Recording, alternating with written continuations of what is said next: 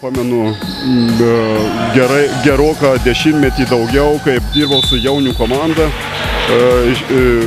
Marijampolės žaidimų sporto mokykloje, kai pradėjau dirbti, mano mintis buvo ta, kad jaunieji krepšininkai regionų krepšinio lygoje įgautų patirties, bežaisdami tiek savo moksleivių čempionate, tiek regionų krepšinio lygoje. Daugelį metų toj piramidėje, kaip sakyt, kūrimo dalyvavau ir buvau vienas iš iniciatorių dublerinės komandos šitos Sūduvos 2 atsiradimo projekto, tokio, kaip sakyti, perspektyviausieji žaidėjai iš visos Marijampolės regionų, kaip sakyti, atstovautų dublerinė komandai Marijampolės ir būtų tokia, kaip sakyti, piramidės dalis krepšinių Marijampolės. Geri esam bičiuliai su komandos vadovu, su Tomu.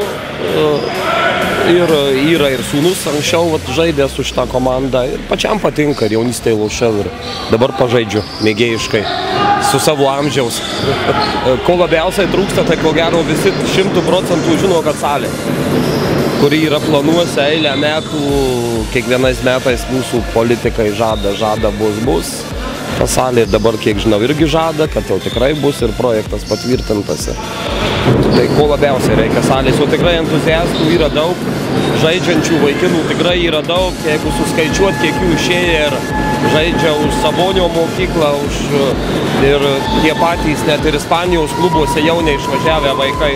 Tau patinka krepšinis, kodėl ateini, papasakok? Taip, tai čia ir Vėdis, Vėdžio komanda, ir smagu žiūrėti, nežinau. O koks žaidėjas tau labiausiai patinka šitoj komandai? Domantas Senda.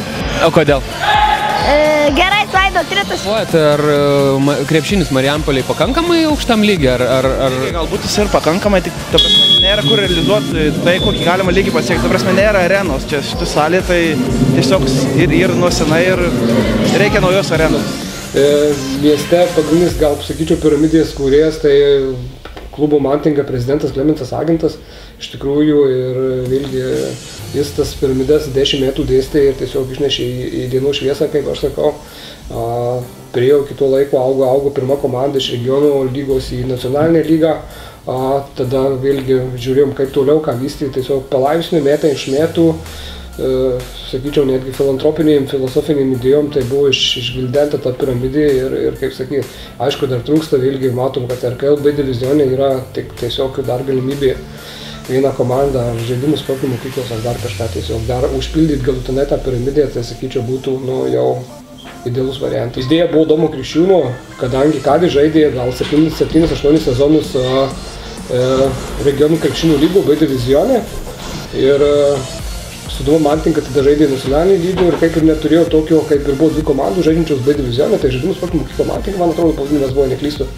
Ir Kadis, ir vėlgi tikslai buvo pamainos auginimas arba tiesiog jaunimo apšaudimas, sakykime, grubiai aukštesnių lygių, kad galėtų žaisti su pasiūlymu, sujungti jėgas su Sūduva Mantinga. Ponas Agentas pritarė tai idėjai.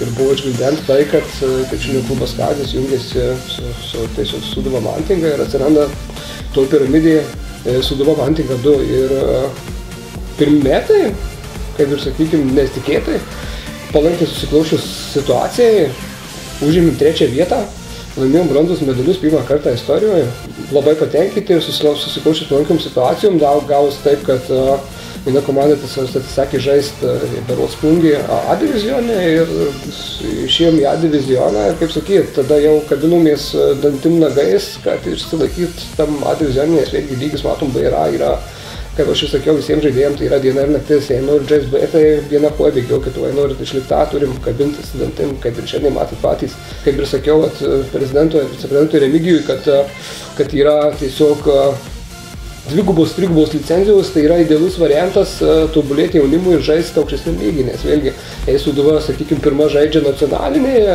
tas pačias varžybas po jų vyksta mūsų RKL varžybos, tai tie žaidėjai, sakykime, kaip pavyzdys Sendas Linkevičius, kurie žaidžia su dvigubą licenciją, jie gauna ar negauna minučių nacionaliniai, bet iš karto, kaip sakyti, persirengia žaidžia pas mus po 205-305 minutės, tai žaidėjui sėdėti ant suolo ar žaisti turėti praktikos žaidybinės, tai manau, kad yra tikrai super dalykas ir šiemet federacijai norėčiau padėkoti regionų lygai nacionaliniai LKL, tikrai iš tikrųjų, kad pritarė šitą idėją ir tai yra super dalykas auginant jauną kartą ir 100% pritarsiu tam. Didžiausia problema šiai dienai yra nežmoniškasis faktorius, ne žmonės, ne komandos, yra kur žaisti.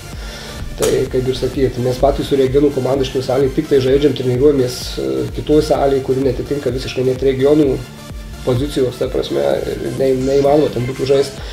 Tai nežinau, tikimės, lyg kiek žinau, nenoriu, kaip sakyt, būti kažkoks pranašas blogas ar neblogas.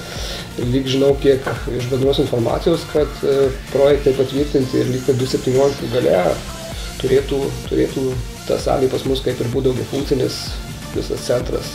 Pažinau su Domu Kriščiūnu, kurio idėjos tiesiog tiesiai šviesiai šnekant užkabino.